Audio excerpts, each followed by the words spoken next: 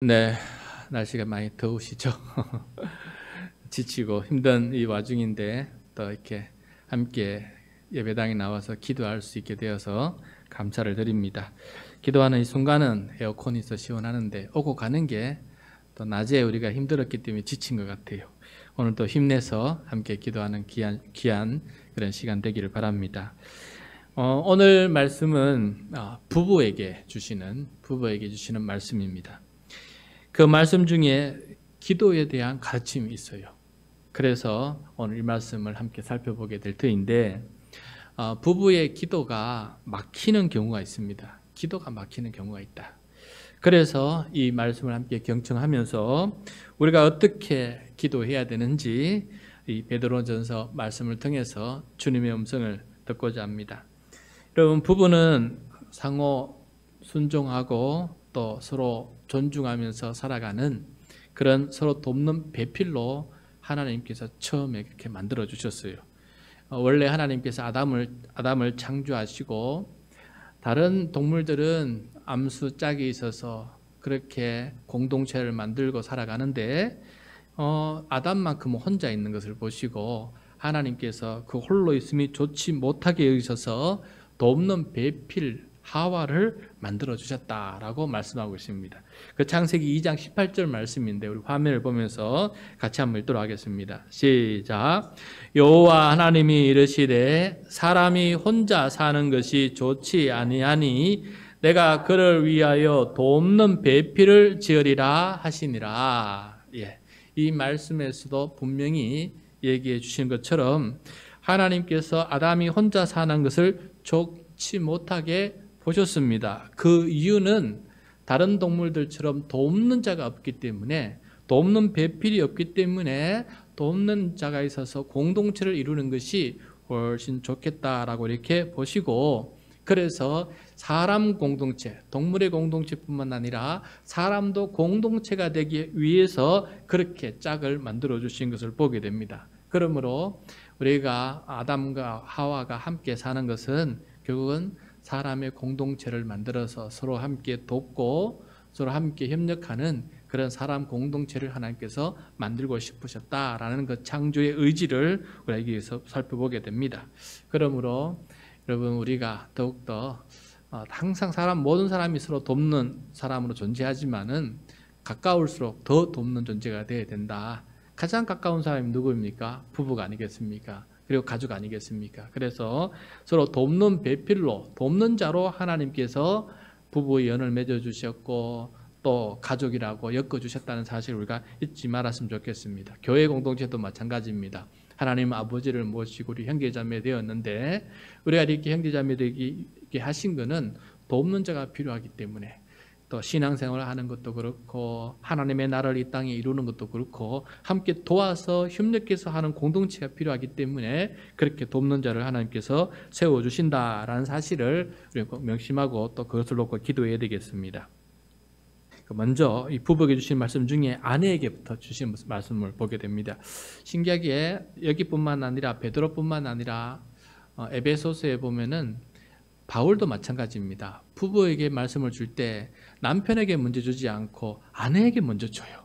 그만큼 늦게 창조된 아내이지만은 오히려 아내가, 여성이 뭔가 더 공동체를 세우는데 귀한 역할을 하고 있다는 것을 우리가 깨달을 수 있을 것 같아요.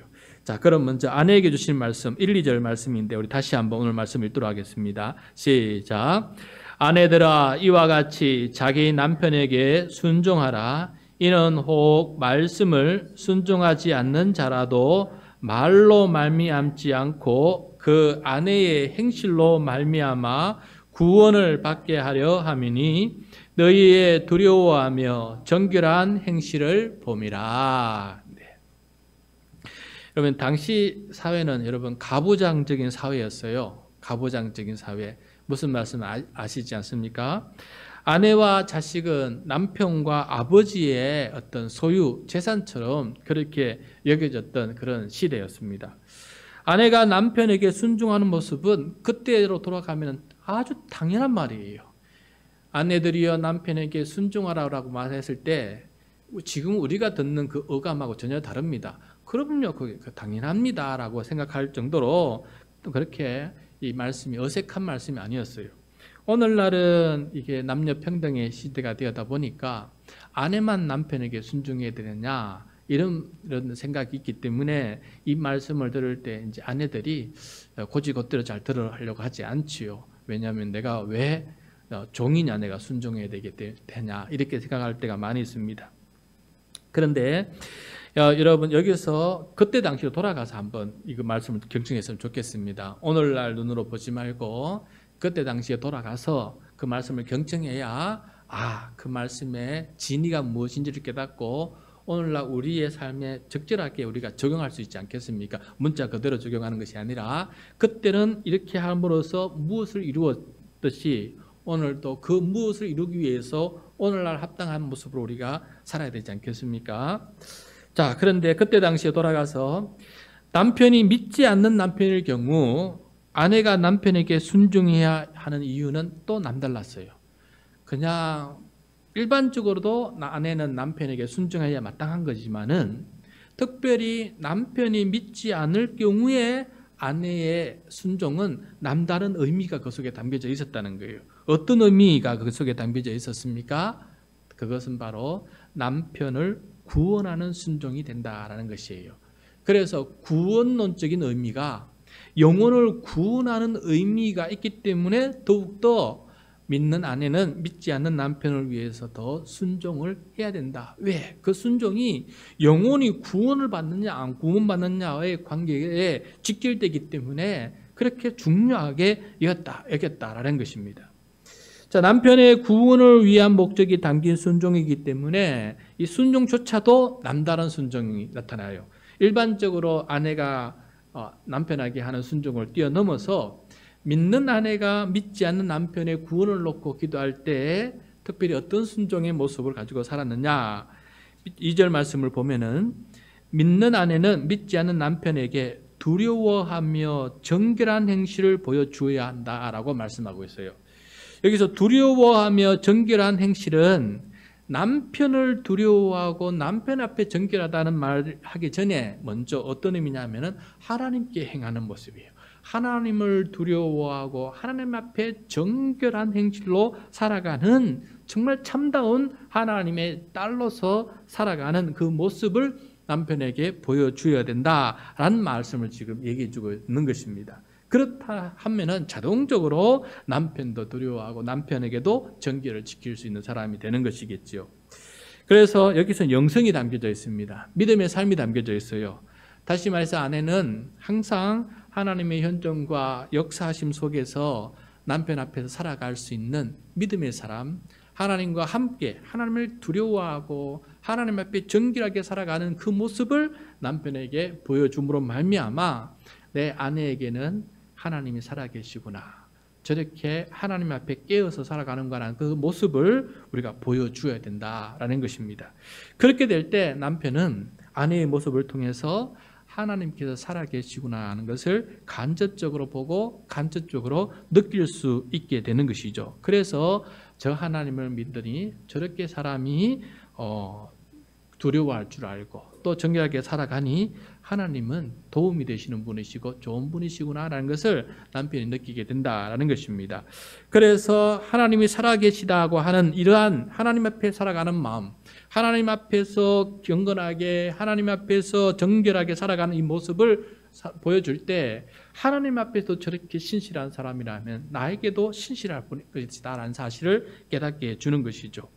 이렇게 하나님을 두려워하고 정결한 행실을 살아가는 이 아내는 자기를 단장을 하는데 단장을 하는 그 모습조차도 또 다르다.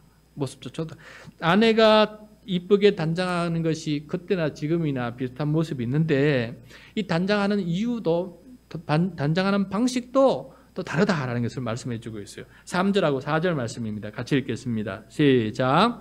너희의 단장은 머리를 꾸미고 금을 차고 아름다운 옷을 입는 외모로 하지 말고 오직 마음에 숨은 사람을 온유하고 안정한 심령에 섞지 아니할 것으로 하라. 이는 하나님 앞에 값진 것이니라.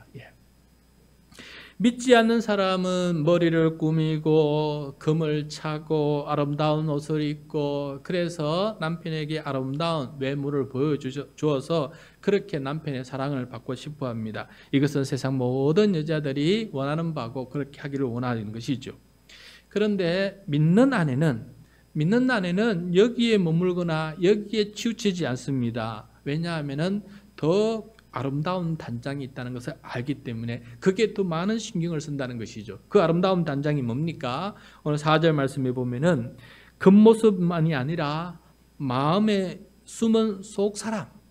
마음에 숨은 속사람이 뭡니까? 영혼 아니겠어요? 심령 아니겠어요? 이게 마음에 숨은 속사람, 이 영혼과 이 심령을 아름답게 단장하는데 더욱더 힘을 쓰는 사람이다라는 것이에요. 여러분 여기서 심령이 마음이 온유하고 또 안정한 마음을 가진다는 것은 어떤 의미가 됩니까? 그래서 온유하다는 것은 친절하고 또 겸손하고 정이 많은 그런 모습 아니겠어요? 두 번째 그리고 안정하다는 말은 고요하고 평화롭다는 거 아니겠습니까? 다투거나 싸우지 않는 그런 마음을 유지한다는 거 아니겠어요? 근데 여러분 여기서 온유하고 이 안정한 화평하게 하는 이 마음은 복 있는 마음이에요. 복 있는 마음. 예수님께서 말씀하신 8가지 복 중에서 이 복이 있지 않습니까? 온유한 자는 복이 있나니 화평케 하는 자는 복이 있나니. 그러므로 사실은 이거는 복 있는 여자, 하나님의 복, 하늘의 복을 가지고 소유하고 살아가는 그런 아내의 모습이라는 거예요. 특별히 그 마음은 어떤 마음이냐? 심령이 가난한 자는 복이 있나니 천국이 저희 것이며, 그러니까 그 마음에 천국이 있는 마음, 그 마음을 단장하는 거예요. 그래서 삶 속에서 늘 천국을 소유하고 천국을 사는 것처럼 그렇게 행복하게 또 천국을 사는 것처럼 그 모든 온유함과 화평함 가운데 살아갈 때 그때 그 모습이 복된 모습이 남편에게 귀한 역할을 하게 되고 남편이 심령도 복을 받을 수 있는 그런 모습으로 변해갈 수 있다. 그래서 믿는 아내는 특별히 심령을 담정해야 된다. 심령이 천국이 임하고 온유하고 화평한 마음을 가질 때 그 남편에게 구원을 이룰 수 있는 길을 닦아주는 그런 단장이 될 수 있다라는 것을 말씀해 주고 있습니다. 이렇게 하나님께 소망을 두고 영혼을 단장한 아내가 되어서 남편에게 순종하는 이 모습을 가르쳐서 베드로는 한 사람을 모델로 제시해줘요. 이런 사람 한번 생각해 보라고 하는데 그 사람이 누구냐? 사라입니다. 사라, 아브라함의 아내 사라가 어떻게 그 남편에게 순종했는지 그 모습을 우리들에게 모델로 보여주는데 6절 말씀입니다. 6절 같이 읽겠습니다. 시작. 사라가 아브라함을 주라 칭하여 순종한 것 같이 너희는 선을 행하고 아무 두려운 일에도 놀라지 아니하면 그의 딸이 된 것이니라. 네. 자, 믿음의 아버지는 아브라함이고 또 믿음의 어머니는 사라입니다. 그래서 사라는 이 남편에게 순종할 때 남편을 뭐라 불렀냐 하면은 주라고 불렀어요. 주라고. 여러분 이 주라는 말은 원래 하나님께 쓰는 말입니다. 주님, 구주, 주님 되신다라는 말인데 사람에게 쓸 때에는 주로 어떤 경우에 쓰냐면 종이 그 자기 주인에게 말할 때 주님, 주여라고 불렀던 것이에요. 그런데 여기에 보면은 물론 그때 당시에는 가부장적인 사회였기 때문에 아내도 자식도 남편과 아버지의 어떤 재산 개념이 있어서 어떻게 보면 주인이 된다는 말이 맞기는 맞아요. 그렇지만 그렇다고 해서 아무리 그런 시대라고 해서 아내가 남편을 향해서 주라고 부르면서 그렇게 순종하지는 않았거든요. 그냥 남편이라고 불렀지 그냥 주님이라고 부르지는 않았거든요. 그런데 사라는 아브라함을 주라고 부르면서까지 순종하고 있는 것을 보게 돼요. 그러면은 그러면 사라는 아브라함을 주님이라고 부르면서까지 그렇게 순종을 했느냐? 남편을 구원하기 위해서 그랬습니까? 아닙니다. 아브라함은 먼저 믿는 자로서 하나님과 약속을 맺은 그 믿음의 사람이었어요. 그렇기 때문에 남편을 구원하기 위해서 주라고 순종하는 것이 아니었습니다. 뭐 때문입니까? 하나님께서 인류 구원을 위해서 최초로 아브라함을 부르시고 사라를 부르셨어요. 그 자식을 통해서 인류 구원의 계획을 행할 이스라엘이라고 하는 그 구원의 민족을 만드시는 위대한 일을 하시겠다고 약속을 해주셨어요. 그런데 이 약속을 성취하기 위해서 사라는 그 자기에게 주어진 그 책임을 잘 감당하기 위해서, 이 약속을 소중히 여기기 위해서 그렇게 남편을 주라고 부르면서까지 순종하고 있는 이 모습을 보게 됩니다. 그래서 사라가 이렇게까지 충성할 수 있었던 이유는 하나님께서 베풀어 주신 위대한 선물, 네가 열국의 어머니가 되게처럼 그렇게 높여주신 이 하나님의 놀라운 은혜도 있지만은, 그들 통해서 그 자녀들이 앞으로 정말 하나님을 섬기는 백성이 되어야 되기 때문에 어머니로서, 아내로서의 좋은 모습을 보여주기 위해서, 그리고 하나님의 그 약속을 순종하기 위해서 더욱더 출발점 아니겠습니까? 우리에게 말하면, 쉽게 말하면 믿음의 첫 가문 시작이 아니겠습니까? 그러므로 더욱더 좋은 모습으로 자녀들에게 보여주려고 그렇게 하는 모습을 오늘 여기에서 보여주고 있는 것입니다. 그래서 사라가 그 믿음의 가정을 처음으로 만들 때, 믿음의 1세대를 만들 때 남편을 주라고 여기면서까지 그렇게 순종했던 그 모습을 생각한다면은, 오늘날 믿음의 아내는 남편을 구원하고 그 가정을 믿음의 가정으로 만들기 위해서 얼마나 더 순종하고 그렇게 섬겨야 되겠느냐, 복을 만들기 위해서 그렇게 복된 아내가 되어야 되겠냐라고 이렇게 말씀하고 있는 것입니다. 자, 이제까지 그래서 이게 이제 아내에게 준 말씀이라면, 그 다음에는 남편에게 주는 말씀인데, 그럼 6절까지 이렇게 길게 아내에게는 말해놓고는 남편에게는 단 한 절, 7절만 딱 얘기하는 것을 보게 돼요. 어떤 말씀을 해주셨는지 한번 봅시다. 7절 말씀 시작. 남편들아, 이와 같이 지식을 따라 너희 아내와 동거하고 그를 더 연약한 그릇이요 또 생명의 은혜를 함께 이어받을 자로 알아 귀히 여기라. 이는 너희 기도가 막히지 아니하게 하려 함이라. 네.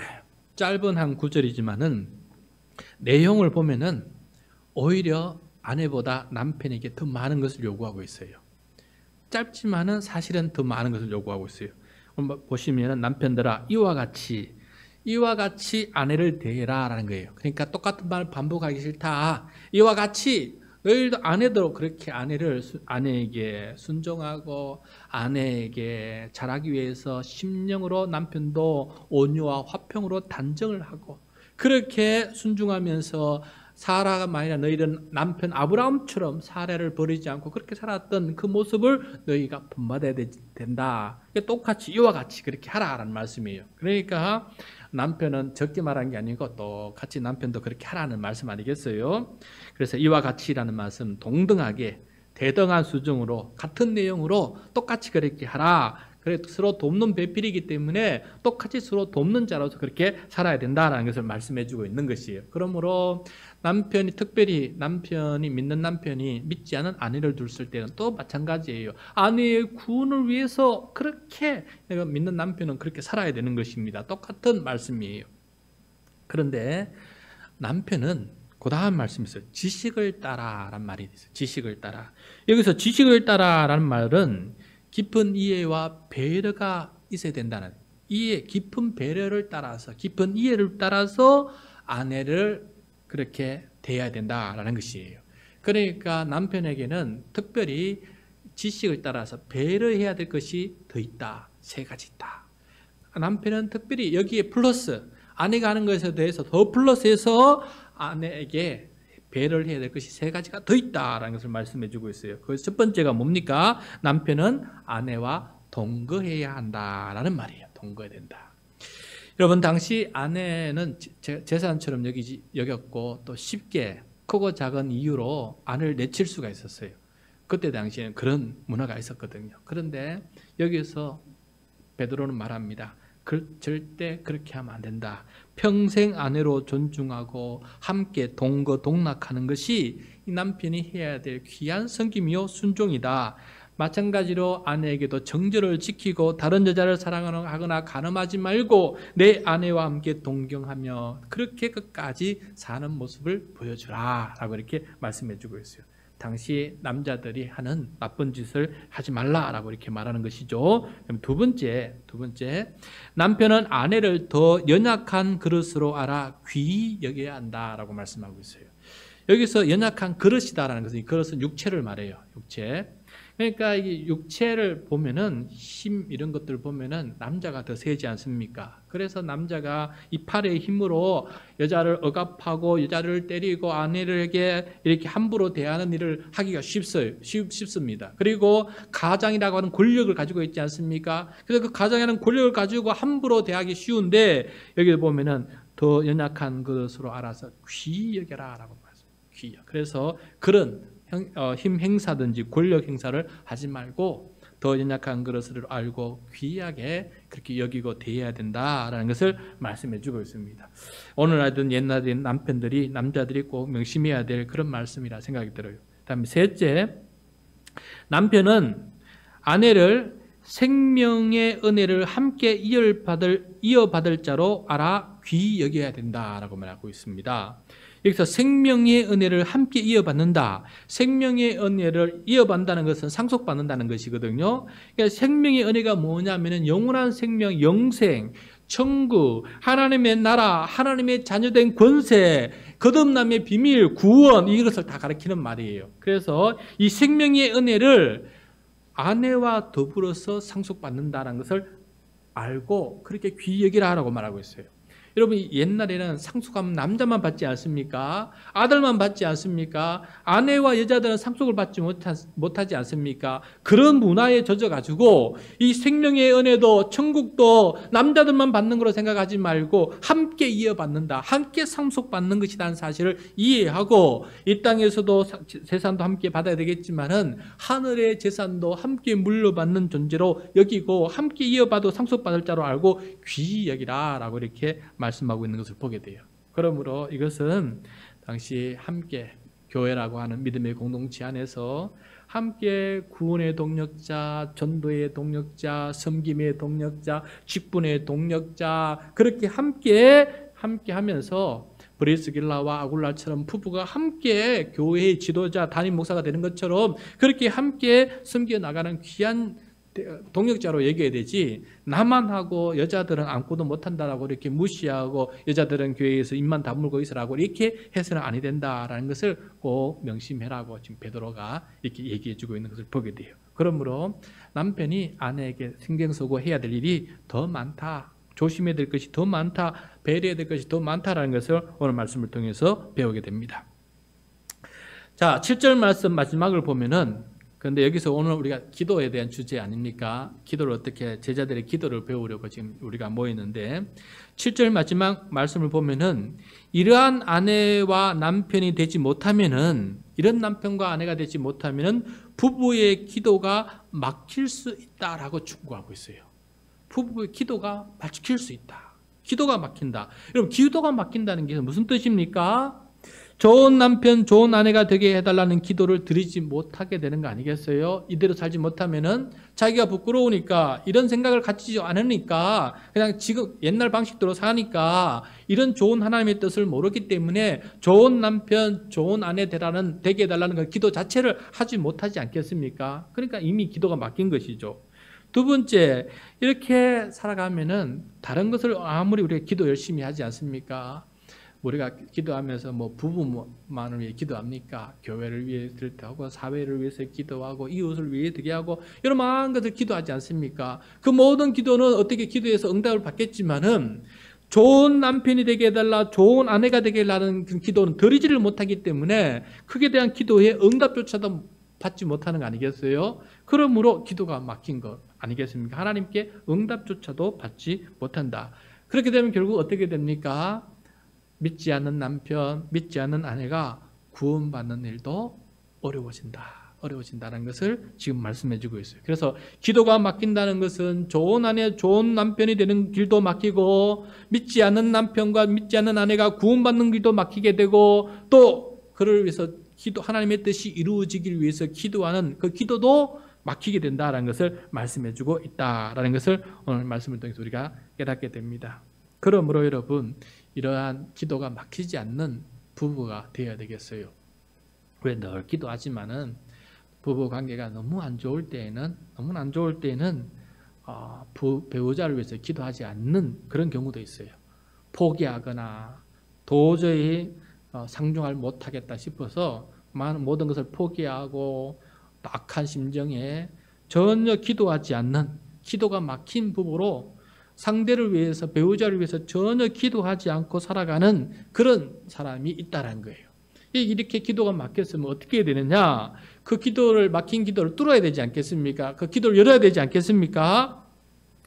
부부가 마음을 같이하여 서로 동정하고 사랑하고 불쌍히 여기고 겸손하고 서로 순종하면서 살아야 되는데, 그렇게 도저히 못하는 상황에 놓였을 때 우리는 어떻게 해야 될까? 어떻게 하면 이 막힌 기도를 뚫을 수 있을까? 9절에서 우리에게 길을 알려주고 있습니다. 9절 말씀입니다. 같이 읽겠습니다. 시작. 악을 악으로 욕을 욕으로 갚지 말고 도리어 복을 빌라. 이를 위하여 너희가 부르심을 받았으니 이는 복을 이어받게 하려 하심이라. 악을 악으로 욕을 욕으로 갚지 말라. 똑같이 그렇게 살지 말라. 도리어 악을 선으로 갚아주고 욕을 오히려 욕하는 것으로 갚지 말고 복을 빌어주는 말로 갚아주는 그런 사람이 되어야 한다. 그럴 때 막힌 기도가 열릴 수 있다라고 말씀하고 있습니다. 배우자가 같이 하나님의 뜻을 배우자가 같이 하나님의 뜻을 알고 그렇게 기도해 주면 좋겠지만은 그렇지 못한 배우자를 만날 수가 있지 않습니까? 나는 그런 배우자가 되고 싶지만은 상대방은 죄에 물들고 세상에 물들고 악에 물들어서 도저히 그렇게 살지 못한 남편이 있지 않겠습니까? 그런 남편을 향해서 혹은 그런 아내를 향해서 먼저 믿는 자는 어떻게 해야 됩니까? 그 출발은 복을 빌어주는 말로부터 시작을 해야 된다. 이 복을 빌어준다는 말은 복을 빈다는 것은 칭찬해준다. 그렇게 다음에 좋게 말해준다. 그다음에 찬양하고 높여준다. 감사하는 말을 해준다. 복이 있기를 바란다라는 말을 해주는 것. 이 모든 걸 다 뭉뚱그려서 복을 빌라라는 말이라고 합니다. 그 말에는 여러 가지 뜻이 담겨져 있다는 거예요. 여러분, 만약에 면전에서 그런 복을 빌어주는 말을 못한다면은 돌아서서 하나님 앞에서라도 복을 빌어주는 기도를 해야 됩니다. 그래야 막힌 기도가 열리기 시작합니다.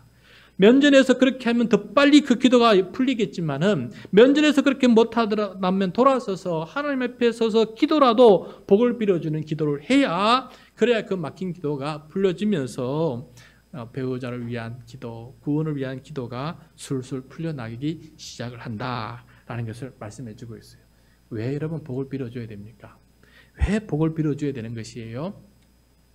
우리는 복이 되어서 복의 통로가 되도록 부르심을 받았어요. 아브라함의 언약이 그래요. 우리를 부르시고 우리가 후손이 생기게끔 부부를 만드시고 우리에게 땅을 주시고 살 집을 주시고, 그 다음에 우리가 해야 될 일이 뭡니까? 결혼해서 자녀를 낳고 살아갈 땅이 있고 재산이 있고 하면 그 다음부터 해야 될 게 뭡니까? 더 중요한 목적이 뭡니까? 그 가정이 복이 되는 거 아닙니까? 그 다음에 그 가정이 축복의 통로까지 되어야 되는 거 아니겠어요? 이웃에게. 그러려면 먼저 그 가족 안에서부터 복이 되고 그 가족 안에서 축복의 통로가 먼저 되어야 되지 않겠어요? 그러므로 믿지 않는 배우자를 위해서 혹은 믿지 않는 가족을 위해서 그럼 복을 빌어줘야 되는 거예요. 하나님, 저 사람도 복이 되게 도와주십시오. 하나님, 저 사람도 복 있는 사람이 되게 도와주십시오. 그렇게 복을 빌어줄 때 기도의 문이 열리게 되고 내가 그 사람에게 축복의 통로가 되는 지혜도 얻게 되고 방법도 얻게 되고 기회도 찾을 수 있게 되는 것입니다. 이것이 바로 언약을 성취하는 배우자의 사명이에요. 우리가 결혼할 때 언약을 합니다. 그 언약 속에는 하나님의 언약이 거기에 깃들어져 있어요. 우리가 믿는 순간에. 그 하나님의 언약은 무엇입니까? 둘만의 부부의 관계만 되는 것이 아니고 하나님의 자녀가 되는 언약 관계가 있지 않습니까? 복이 되는 언약 관계가 있지 않습니까? 이 언약이 더 중요한 거 아니겠어요? 그래서 이 언약을 이루기 위해서 부부가 언약을 맺은 거 아니겠습니까? 그러므로 배우자에게 가장 중요한 사명 중에 하나는 내가 먼저 복이 되고 또 배우자에게 복이 되어주는 것, 그 다음에 가족들, 자손들에게 복을 이어주는 것, 복을 계승해 주는 것, 복을 유산으로 넘겨주는 것, 이것이 바로 중요한 우리의 사명이다. 이걸 놓고 기도하지 않을 때는 기도가 막히면 안 된다. 이걸 놓고 기도를 하지 않아서 늘 그걸 놓고 기도가 막힌 사람으로 살아서는 아니 된다. 그걸 놓고 끊임없이 막힌 기도를 열고 복이 되는 이 구원의 기도를 향해서 끊임없이 기도하는 사람이 되어야 된다는 것을 오늘 우리에게 가르쳐주고 있습니다. 여러분, 그래서 오늘 말씀은 직접적으로는 부부에게 주는 말씀이지만은 우리 부모에게 주시는 말씀이기도 하고 세상 모든 사람들에게 주시는 말씀이기도 해요. 왜냐하면 아브라함의 언약이 거기에 담겨져 있기 때문에. 그래서 오늘 이 밤에 우리가 기도할 때 하나님 복을 비는 배우자가 되게 도와주시고, 복을 빌어주는 부모가 되게 도와주시고, 복을 빌어주는 교인이 되게 도와주시고, 복을 빌어주는 직장의 동료가 되는 그런 사람이 되게 도와주십시오. 이러한 복의 축복의 통로가 되는 이 기도가 막히지 않도록 도와주십시오. 그리고 더욱더 이것이 뚫려서 면전에서는 못할지라도 기도만이라도 그렇게 하면서 조금씩 차차 그 사람에게 축복의 통로로 변해가는 그런 존재가 되게 해주십시오. 그것이 바로 오늘 우리가 기도해야 될 내용이다라는 것입니다. 이 밤에 복이 되고 복을 빌어주는 그런 기도자로 살아가는 우리 모두가 되기를 간절히 소원합니다.